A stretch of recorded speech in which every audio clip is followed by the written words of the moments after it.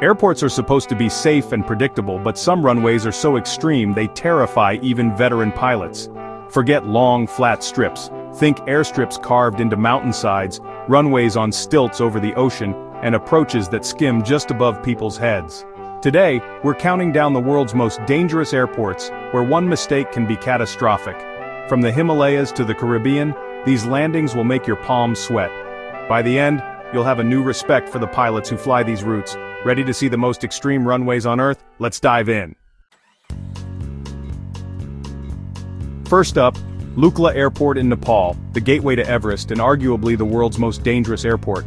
Perched at over 9,000 feet, its runway is just 1,729 feet long, sloped, and ends with a mountain wall on one side and a 2,000-foot drop on the other.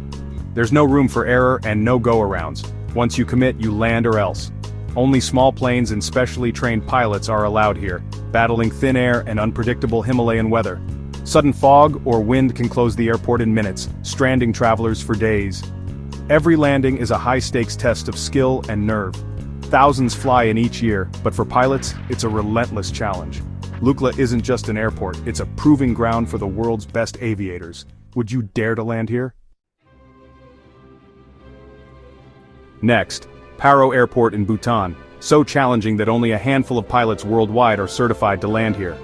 Nestled in a deep Himalayan valley, the approach requires sharp banking turns and a steep descent, all done visually with no radar guidance. Pilots must navigate by landmarks, making a dramatic 45-degree turn just before the runway appears. Landings are allowed only in daylight and good weather. Passengers see rooftops just below the wings as the plane weaves through the valley. The final approach is a blind turn, with the runway appearing at the last second. For Bhutan's pilots, mastering Paro is a badge of honor. It's both terrifying and breathtaking, a true roller coaster in the sky. Now to Madeira Airport, Portugal, where wild weather meets wild engineering.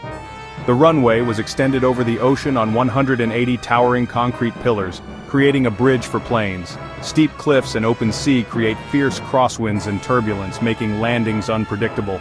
Pilots need special training to handle the sharp last-minute turn and the wind tunnel effect. Aborted landings are common as gusts can push planes off course just feet from touchdown. Passengers see the ocean right beneath the runway as they land. Madeira is a marvel of engineering and a constant battle with nature. Here, every landing is a spectacle and a test of skill. Welcome to Princess Juliana International in St. Martin, where jets land just above a packed public beach. The short runway forces pilots to approach extremely low, sometimes only 60 feet above sunbathers at Maho Beach. It's a tourist spectacle, but the jet blast is powerful enough to knock people over, and has caused injuries. Pilots must hit the touchdown zone perfectly. Too high or too low could be disastrous. Takeoffs are just as intense, with engines blasting sand and thrill seekers clinging to the fence. For pilots, it's a high-stakes performance in front of a crowd. For tourists, it's a breathtaking and risky show. Paradise meets peril at this iconic Caribbean runway. Would you stand under a landing jumbo jet? In the French Alps, Courchevel Altiport serves an elite ski resort and has one of the world's shortest, steepest runways. At just 1,762 feet and with an 18.6% gradient, it's more ski jump than runway. Landings are uphill, takeoffs are downhill, and there's no chance for a go-around. Once you start, you're committed. Only specially certified pilots in small aircraft can attempt it, and winter weather adds to the danger. No instrument landing systems, no lights, just pure visual flying in snow and fog. Land too short, you hit the mountain. Too long, you run out of runway. Takeoff is a heart-pounding race down the slope toward a drop-off. Courchevel is the ultimate test for mountain pilots. Would you trust your landing here? Toncontin International in Honduras was infamous for its sharp last-minute 45-degree turn just before landing.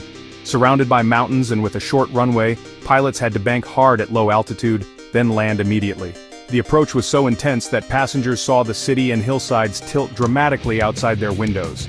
Aggressive braking was required to stop before the runway ended near a busy road. After a tragic crash in 2008, large international flights were moved to a safer airport.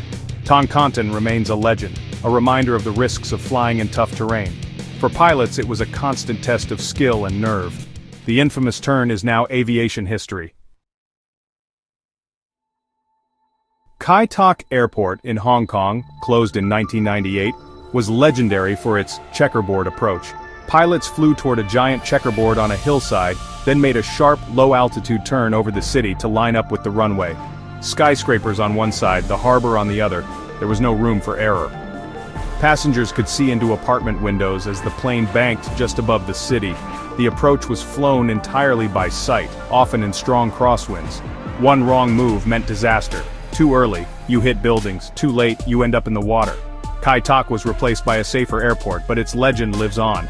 It was the ultimate test of pilot skill in an urban jungle. Would you have braved the checkerboard approach? These airports prove that flying can still be an adventure, and a test of human skill against nature. From cliffside runways to beachfront landings, these are the world's most extreme airports. The pilots who fly here are among the best, facing danger every day.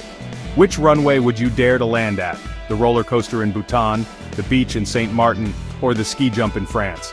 Let us know in the comments, and don't forget to like and subscribe for more wild stories from the skies. Thanks for watching.